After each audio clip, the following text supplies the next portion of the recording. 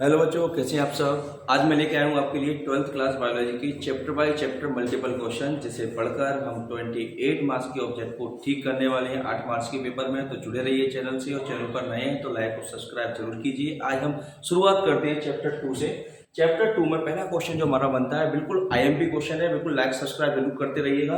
पहला क्वेश्चन है, युग्मक बनने की क्रिया को क्या कहते हैं। देखिए सीधा सा क्वेश्चन है, युग्मक बनने की क्रिया, जहाँ युग्मकों का निर्माण होता है उसे हम क्या कहते हैं, उसे हम कहते हैं युग्मक जनन क्वेश्चन। ठीक है, युग्मक जनन। दूसरा क्वेश्चन है हमारे पास, पुष्पीय पौधों के भ्रूणकोश में कितने गुणसूत्र होते हैं। भाई देखिए, पुष्पीय पौधों का भ्रूणकोश कैसा होता है, त्रिगुणित। त्रिगुणित का मतलब 3 केंद्रक युक्त। तो इसका सही आंसर क्या आएगा, 3n।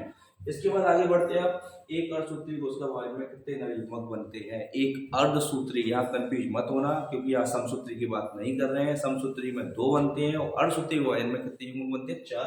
तो हमारा सही आंसर क्या हो गया, 4। चलते हैं अगले प्रश्न की तरफ। उसमें लिखा हुआ है, दोहरा निषेचन में भाग लेने वाले कुल केंद्रों की संख्या कितनी होती है। फिर से आ गया द्विनिषेचन। द्विनिषेचन में भाग लेने वाले कुल केंद्रों की संख्या कितनी होती है। तो यहाँ पर लिख दिया, कुल केंद्रों की संख्या होती है हमारे पास 3।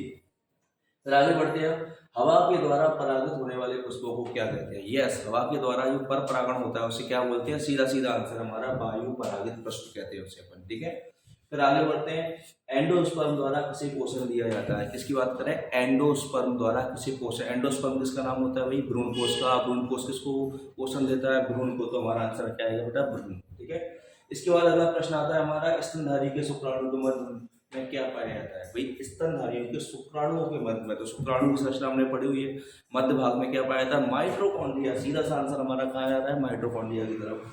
अगला प्रश्न आता है हमारे पास, अनुन्मीलिय पुष्प निश्चित रूप से होते हैं। अनुन्मीलिय पुष्प निश्चित रूप से कैसे होते हैं, ऐसे पुष्प जिनमें सिर्फ स्वपरागण पाया जाता है, पर परागण नहीं। तो आंसर आएगा हमारा, स्वपरागत पुष्प होते हैं।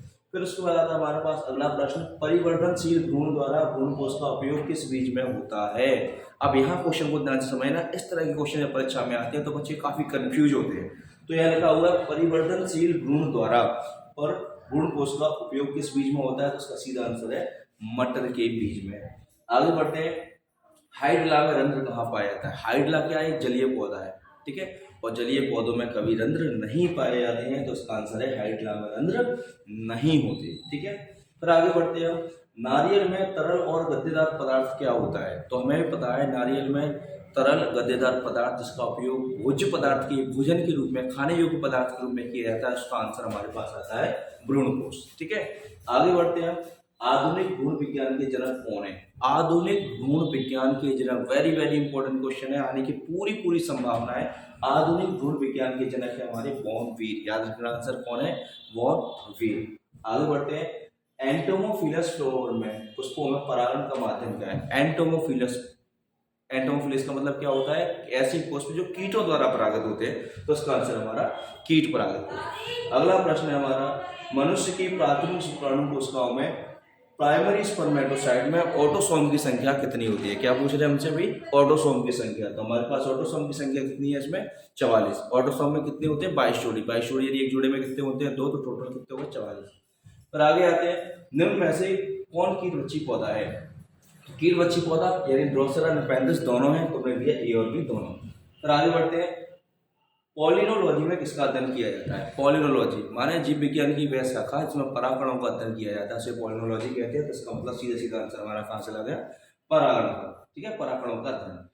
2 माइक्रोस्पोरेंजिया युक्त मोनोथेकस परागकोश किसमें पाया जाता है। तो उसका सीधा आंसर है हमारा हिबिस्कस यानी गुड़हल का पुष्प। ठीक है, अगला आता है, स्पोरोजेनेसिस कहते हैं। स्पोरोजेनेसिस माने बीजाणु धानी, यहाँ बीजाणु का निर्माण होता है। तो बीजाणु का विकास और निर्माण। अगला है, अनुन्मीलिय परागणीय पुष्पों में निश्चित रूप से क्या होता है। दोबारा रिपीट क्वेश्चन हुआ है हमारा, स्वपरागण।